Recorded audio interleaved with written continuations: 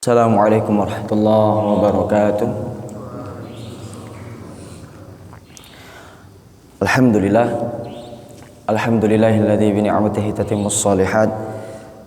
Wassalatu wassalamu ala nabiyyina Muhammadin sallallahu alaihi wasallam. Allahumma la sahla illa ma ja'altahu sahla wa anta taj'alul hazna idza syi'ta sahla sahilana umurana. Allahumma faqihna fid din wa 'allimna ta'wil waj'alna minal ladzina yastami'una al-qawla fayattabi'una ahsana.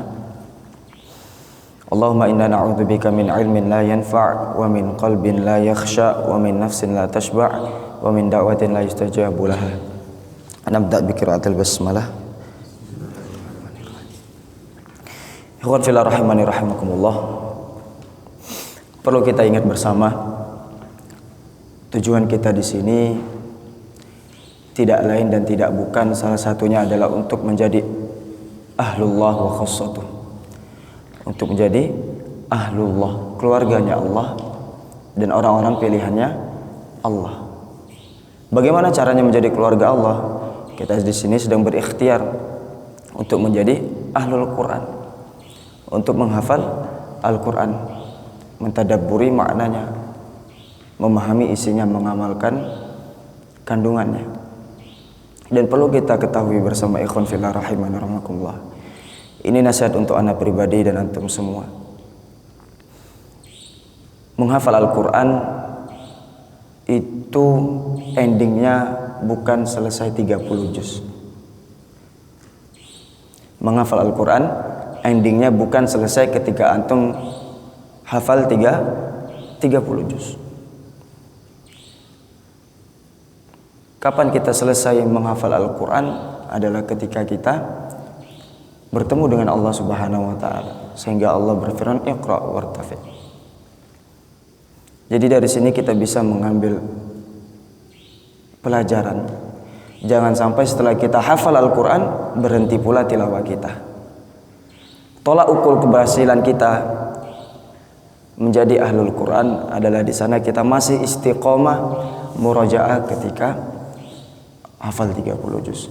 Di sana kita masih istiqomah berusaha memahami isinya walaupun telah setoran 30 juz. Kita masih istiqomah untuk mengamalkan isinya, mendakwakan kandungannya walaupun di sana kita telah selesai setoran 30 juz. Jadi jangan sampai gol tertinggi antum di Ma'had Safinatun Najah adalah hafal 30 juz atau uwat 30 juz. Khata'. Tanamkan dalam diri kita muamalah kita dengan Al-Quran ini sampai akhir hayat. Dan antum bisa lihat, dan antum nanti merasakan gimana sih murojaah setelah kita selesai setoran. Itu berat. Tetapi ingat sekali lagi, goal kita adalah, tolak ukur keberhasilan kita adalah istiqomah bersama Al-Quran sampai akhir hayat. Jadi antum-antum teman-teman semester 6 yang selesai 30 juz dan yang lainnya yang sedang proses menghafal 30 juz, jangan sampai tujuan akhir kita itu hanya sebatas selesai setoran 30 juz. Jadikan keistiqomahan kita bersama Al-Quran itu tiap hari sampai akhir hayat kita. Yang punya target murojaah sehari 5 juz, teruskan. Jangan hanya saat proses menghafal, selesai hafalan, selesai murojaah anda. Yang punya target sehari membaca kitab tafsir 1 halaman, teruskan. Walaupun nantinya selesai setor 30 juz. Naam, ikhwan fillah rahimani rahimakumullah. Pada kesempatan kali ini kita akan mengusung tema damai. Yang dimana setiap manusia ingin merasakan. Tidak ada manusia yang suka akan pertikaian. Dalam lingkup kecil antar teman misalnya, atau lingkup besar antar negara. Dan kita tahu di akhir zaman kita sekarang banyak sekali peperangan atau pertikaian. Nggak enak. Kemarin Ustaz Fatih datang cerita tentang apa yang terjadi di Sudan. Sebagaimana kita tahu, di sana sedang ada pertikaian, peperangan. Wah, itu pelajar Indonesia sangat berat perjuangannya. Buka puasa kadang gak ada makanan. air untuk mandi, bahkan untuk wudhu pun kadang susah dicari. Jadi pertikaian itu, lingkup yang kecil maupun yang besar, tidak akan mendatangkan ketenangan atau kebahagiaan. Kita akan sedikit menyinggung tentang damai. Di surat An-Nisa ayat 128 Allah Ta'ala berfirman, wassulhu khair. Wassulhu khair. Dan perdamaian itu baik. Dan perdamaian itu baik. Ayat ini memang membicarakan terkait tentang keluarga. Terkait tentang keluarga. Tetapi secara umum maknanya wassulhu khair, perdamaian ini semua bentuk perdamaian. Semua bentuk perdamaian. Bukan hanya ruang lingkup keluarga saja. Dan setelah ayat ini kita tahu wassulhu khair wa ahdiratil anfusus syuh. Lanjutan ayat ini adalah wa ahdiratil anfusus syuh. Dan sungguh untuk menghadirkan, dan jiwa itu sungguh akan susah untuk menghadirkan sulh. Sangat pelit untuk menghadirkan perdamaian, atau sangat sulit untuk mengalah. Secara singkat kita akan mengambil manfaat dari ayat ini, yakni yang pertama kita membahas ada dua perkara yang Allah terangkan dalam ayat ini. Wassulhu khair wa ahdiratil anfusus syuh. Yang pertama bahwasanya di sini Allah memotivasi atau mengajarkan kita manfaat terkait perdamaian itu baik. Wassulhu khair. Yang kedua terkait tentang penghalang sulh atau penghalang untuk melakukan orang berdamai ketika misalnya ada masalah atau ingin memperbaiki hubungan antar sesama. Itu akan sulit. Kapan? Karena ketika dia melazimi penghalangnya. Apa penghalang sulh? Apa penghalang perdamaian? Wa ahdiratil anfusus syuh. Sifat yang tidak mau mengalah atau pelit untuk menurunkan ego, sulit untuk menurunkan ego kita. Insya Allah kita akan menghadirkan apa saja sih manfaat dari sulh selain tadi yang kita terangkan bahwasanya sulh itu khair. Yang pertama,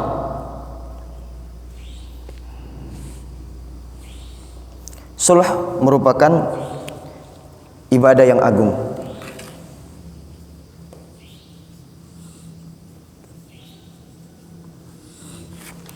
Agak sulit ya.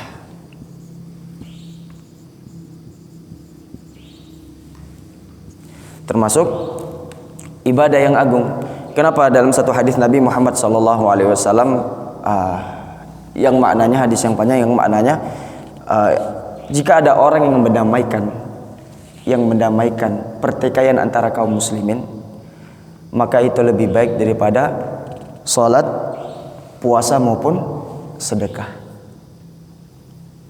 Jadi salah satu bentuk keagungan dari ibadah sulh perdamaian adalah pahalanya, nilai pahalanya lebih besar daripada sholat, puasa, dan zakat.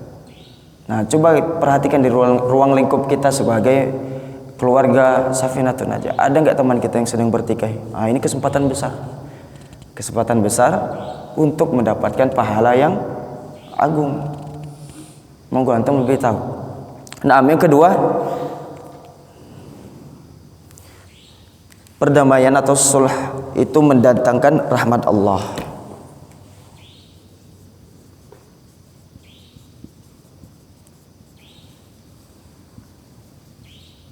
Mendatangkan rahmat Allah.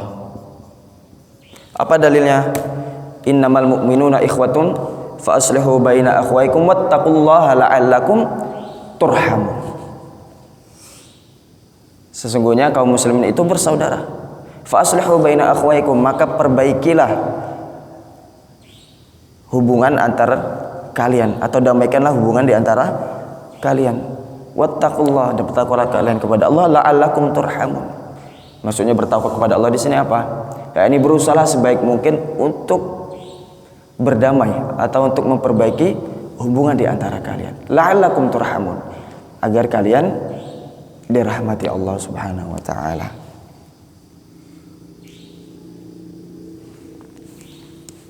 Dan yang ketiga, kita tahu bahwasanya sulh ini mempunyai keutamaan tersendiri. Apa itu? Kita boleh berbohong untuk mendatangkan perdamaian.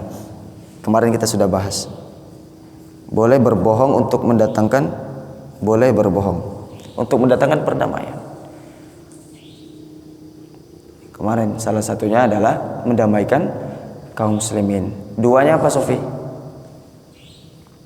3 keadaan yang kita dibolehkan berbohong.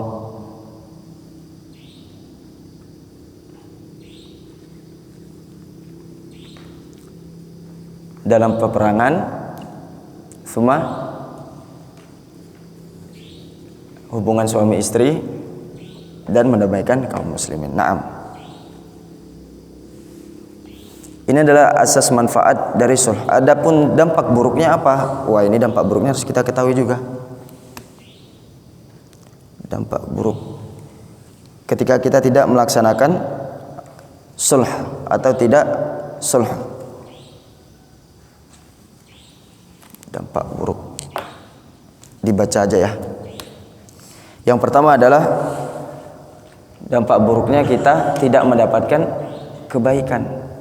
Ketika kita melazimi pertikaian, artinya kita meninggalkan sulh atau perdamaian. Dan ketika kita meninggalkan perdamaian, sibuk dengan pertikaian, berarti kita tidak mendapatkan kebaikan. Kenapa? Karena sulh adalah ibadah yang agung, yang mendatangkan banyak kebaikan. Bahkan nilai kebaikannya, pahalanya lebih besar daripada puasa, sholat, dan sedekah. Yang kedua, dampak keburukan dari pertikaian atau meninggalkan sulh perdamaian adalah hidup tidak tenang. Coba datangkan contoh orang yang bertikai tapi hidupnya tenang. Apalagi sesama muslim, apalagi hidup seatap, satu pondok misalnya, tidak tenang. Mau ketemu pun kadang, ini lewat sini, saya mutarlah biar nggak ketemu. Nah, ini yang namanya pertikaian. Tidak ada yang mendatangkan ketenangan, lingkup yang kecil maupun yang besar. Dampak buruk yang selanjutnya yang harus sama-sama kita ketahui adalah bahwasanya permusuhan atau pertikaian itu menyebabkan sholat kita tidak diterima. Amal sholat kita tidak diterima. Sebagaimana yang kita tahu, kaum muslimin itu ketika dia bertikai lebih dari 3 hari, amal sholatnya tidak terangkat. Sebagaimana hadis yang disabdakan Nabi sallallahu alaihi wasallam, yuftahu abwabul jannah fi yaumil itsnin wal khamis. Dibukakan pintu surga oleh Allah Subhanahu wa taala itu pada hari Senin dan Kamis. Fayughfaru lahu liman yasha. Maka Allah akan mengampuni siapa saja yang Dia kehendaki, illa kecuali salah satunya adalah orang yang sedang bertikai. Jadi rugi, sangat rugi ketika kita di sana disibukkan dengan pertikaian. Lantas gimana sih caranya kita agar selalu damai? Nah, ini ada kaidah yang harus kita pegang.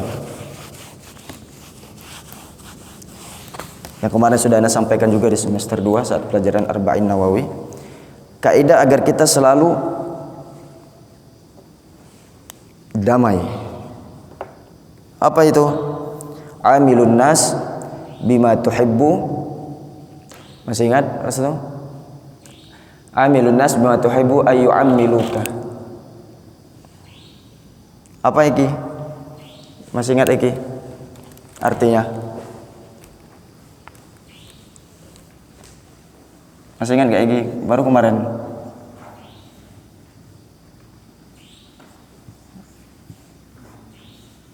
Apa lagi?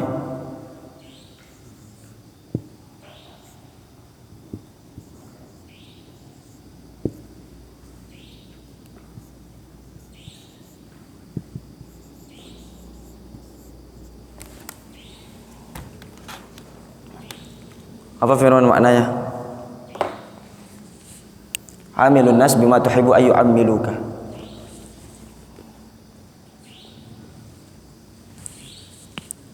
Pergaulilah manusia sebagaimana engkau suka untuk dipergauli, atau perlakukanlah manusia sebagaimana engkau senang untuk diperlakukan. Nah, ini kaidah dalam kehidupan yang harus kita pegang agar kita jauh dari yang namanya pertikaian. Gimana caranya? Amilun nas, pergaulan manusia, perlakukan manusia sebagaimana kita senang untuk diperlakukan. Kita senang untuk dihormati, jadi kita harus berusaha untuk menghormati orang lain. Ketika kita tidak suka untuk diejek, dihina, diriba, maka jangan pernah sesekali untuk mengejek, menghina atau mencela. Amilun nas bima tuhibbu ayu amilu. Perlakukanlah manusia sebagaimana engkau senang untuk diperlakukan. Kita senang untuk didengarkan. Berarti apa yang harus kita lakukan? Berusaha untuk menjadi pendengar yang baik. Kita senang untuk dihargai, berusahalah untuk menghargai orang lain. Bukan berarti kita tidak ikhlas dalam bermuamalah, enggak. Bukan itu maknanya. Tapi makna kaidah ini adalah amilun nas bima tuhibbu ayu amiluk. Oh, kurang mim ya. Ayu am, ini ada mim di sini. Afwan. Ayu amilu. Nah, ini kaidah yang harus sama-sama kita pegang untuk menjalin hubungan baik di antara kita, antara asatidzah dengan antum, antum dengan sesama antum, adik kelas, kakak kelas, kita dengan yayasan dan lain sebagainya. Jadi jangan sampai kita sibuk menuntut orang lain untuk menghargai kita, tapi kita nggak pernah bisa menghargai orang lain. Jangan pernah kita menuntut orang lain untuk tidak mengejek kita, tapi kita masih disibukkan untuk mengejek orang lain. Jangan menuntut orang lain untuk mendengarkan kita, tetapi ketika kita dituntut untuk mendengarkan orang lain, kita nggak bisa. Ini bahaya. Ini bahaya. Sunnatullah. Dalam kehidupan ini ada yang namanya sunnatullah, hubungan timbal balik. Banyak sunnatullah, diantaranya hubungan timbal balik. Hubungan timbal balik. Ingin dihargai, menghargai orang lain. Ingin dihormati, hormati orang lain. Hadza wallahu a'lam bissawab. Nakhtatim bihamdillah wa kafaratul majlis. Alhamdulillah subhanakallah wa bihamdika asyhadu an la ilaha illa anta astaghfiruka wa atubu ilaik. Barakallahu fikum. Assalamualaikum warahmatullahi wabarakatuh.